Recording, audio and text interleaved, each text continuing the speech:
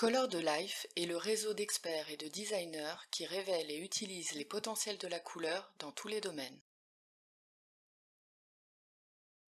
Je serais aujourd'hui l'indigo, sans doute parce que c'est une couleur qui évoque à la fois la force et la douceur, comme l'instrument de musique que j'ai choisi, le piano, qui s'appelait autrefois piano forte. Et je choisis l'indigo pour le symbole auquel il fait référence immédiatement, c'est-à-dire la liberté, qui est une valeur qui me tient à cœur par-dessus tout. Et également, je choisis ce bleu pour son intensité, qui tend vers l'infini, vers l'idéal, et aussi pour la sensibilité qu'il m'évoque, de par justement peut-être sa fragilité, étant donné que l'indigo peut osciller entre le violet et le vert, enfin, tout en gardant sa personnalité, ce qui est très intéressant. Alors j'aime beaucoup la définition de Goethe, qui est extrêmement poétique, et Goethe nous dit que la couleur est l'expression et la souffrance de la lumière.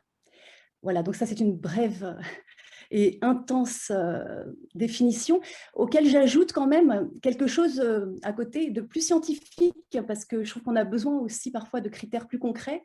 Et donc j'aime beaucoup la définition claire qui nous indique que la couleur est une sensation, que c'est la manifestation du monde, que c'est peut-être justement l'impression que produit sur notre œil euh, l'énergie électromagnétique que l'on reçoit de la lumière. Et donc, cette énergie dont les longueurs d'onde sont comprises entre 380 nanomètres et 800 nanomètres, c'est-à-dire entre les ultraviolets et les infrarouges. Voilà, c'est ce que l'œil humain perçoit. Alors au départ, c'est grâce à mes parents, peut-être plus à ma mère qui est coloriste, qui a enseigné aux arts décoratifs. Voilà, mes parents m'ont emmenée à plein d'expositions. Donc, j'ai eu la chance de découvrir très tôt les œuvres de Rothko, de Kupka, de, de Sonia Delaunay, de Gerhard Richter.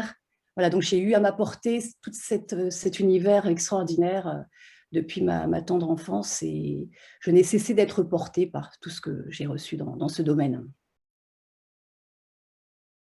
Oui, alors il y a plusieurs personnalités qui me viennent à l'esprit, voilà, qui m'ont vraiment portée et qui continuent de me porter dans mes recherches. En premier lieu, il y a Kandinsky, dont j'ai lu l'ouvrage qui s'intitule Du spirituel dans l'art et dans la peinture en particulier. Voilà, donc c'est une perspective esthétique, philosophique, humaniste, qui parle de la synthèse des arts et qui est absolument passionnante, et voilà, que je comprends parfaitement et qui m'éclaire sur ce que j'essaye de comprendre pour essayer voilà, d'être plus cohérente dans mon art. J'apprécie aussi beaucoup un autre théoricien de la couleur, Johannes Itten, grâce auquel j'ai pu avoir une compréhension plus, peut-être plus cohérente de la couleur, car Itten se sert d'un langage, d'un système, on va dire, une approche. Itten a un système d'approche de la couleur qui peut se référer au système tempéré en musique. Donc ça m'était très familier comme je suis musicienne. Et c'était, voilà, c'est passionnant de découvrir cette théorie des 7 contrastes de Johannes Itten. Et cette manière d'appréhender la couleur, ça permet d'avoir quelque chose un système de compréhension très cohérent.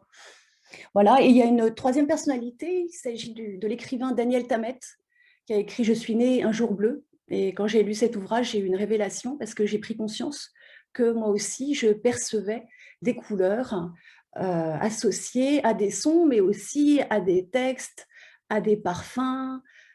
Voilà, donc c'était très agréable d'appréhender l'univers de Daniel Tammet dans cette perspective. Mes centres d'intérêt portent donc toujours sur la couleur et donc sur la musique, puisque je suis pianiste. Et donc aujourd'hui, je continue d'explorer donc tout toutes les recherches qui ont lieu actuellement dans le domaine scientifique à propos de la couleur, mais aussi sur le domaine esthétique, bien sûr.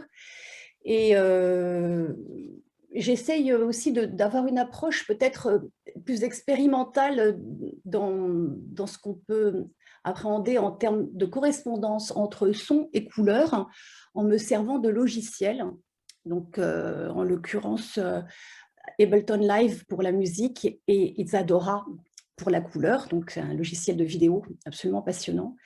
Et donc, grâce à ces logiciels, j'essaie de mettre en place tout un système de correspondance qu'on peut créer entre, voilà, entre les vibrations sonores et les ondes colorées. Comment ces ondes peuvent-elles interagir? Elle est singulière de par le fait que voilà, je fais une recherche sur la couleur en tant que pianiste, en tant que musicienne, hein, parce que c'est vraiment ce qui m'a fait vibrer au départ, c'est quand même le son. Et voilà, voilà, c'est quand même, comment dire,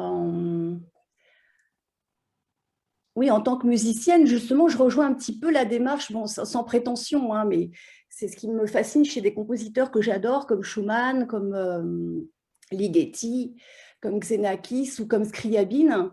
Ce qui me passionne, c'est de pouvoir essayer d'être un peu dans leur horizon, par exemple en essayant de concrétiser ce qu'a voulu Scriabine et ce qui était impossible à l'époque, comme par exemple créer des pianos de couleur, voilà, auxquels on peut assigner, auxquels chaque touche peut être assignée à une nuance particulière de couleur. Donc voilà, aujourd'hui, grâce à la technologie, on peut avoir accès à une concrétisation de certaines idées qui ont été émises tout au long de l'histoire de la musique. Et voilà, c'est une grande chance qu'on a. Après, c'est toujours exponentiel, hein, donc dès qu'on commence à découvrir quelque chose et à le comprendre, de nouvelles questions se présentent. Donc c'est une recherche qui se réalise au long de toute une vie, je pense.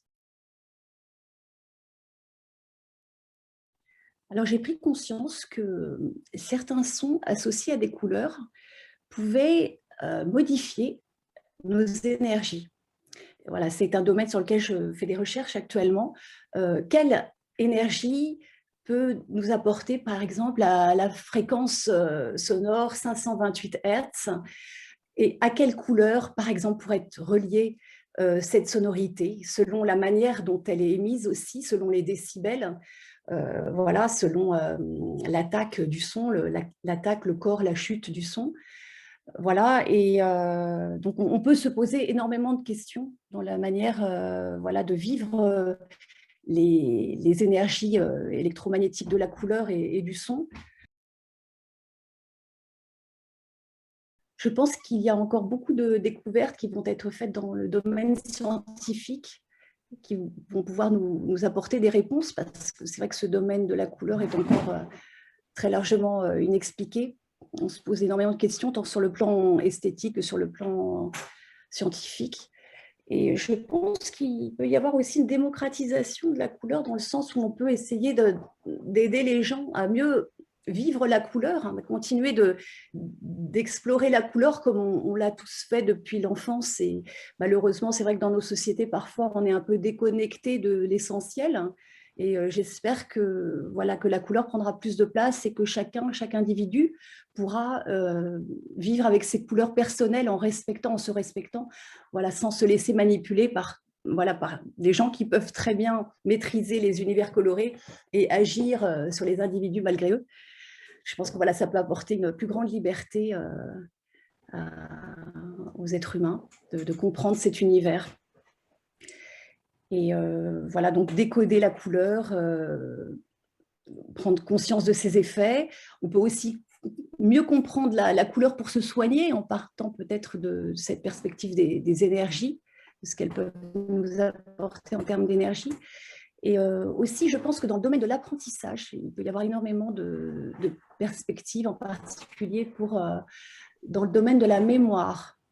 Et justement, c'est dans la lecture du livre de Daniel Tammet que j'avais pris conscience que les associations de couleurs et de certaines données pouvaient renforcer voilà, l'apprentissage des domaines qui nous intéressent. Alors, le projet que je rêve de mener, j'ai de la chance, c'est ce que je suis en train d'explorer justement. Voilà, c'est la synesthésie, la mise en relation du domaine de la couleur avec le domaine de la musique, le domaine littéraire, le domaine de la danse, du cinéma. Voilà, donc ça, je suis en pleine exploration de ce qui me passionne.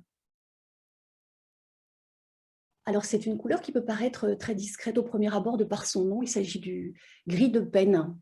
Donc, gris de Penn inventé par William Penn au XVIIIe siècle. C'est un aquarelliste qui a créé cette couleur, qui est tout un poème pour moi, enfin pour nous tous, je pense. C'est un poème étant donné que, voilà, déjà, quand on utilise cette couleur, elle donne accès à tout un monde de gris puissamment évocateur, mais enfin un gris qui peut aller justement vers d'autres, vers une infinité de nuances, de lumière plutôt, une infinité de lumière, sachant que justement ce pigment a été créé à partir de l'indigo, du terre de Sienne et du carmin d'alizarine, voilà, des noms très poétiques, très inspirants et que, voilà, avec des nuances que l'on retrouve dans cette couleur, qui aujourd'hui est créée avec du noir de carbone, voilà, un beau nom aussi, et avec du noir de carbone et du bleu outre-mer. Voilà, donc c'est absolument passionnant. Rien que d'évoquer cette couleur, on a envie de vivre dans son aura.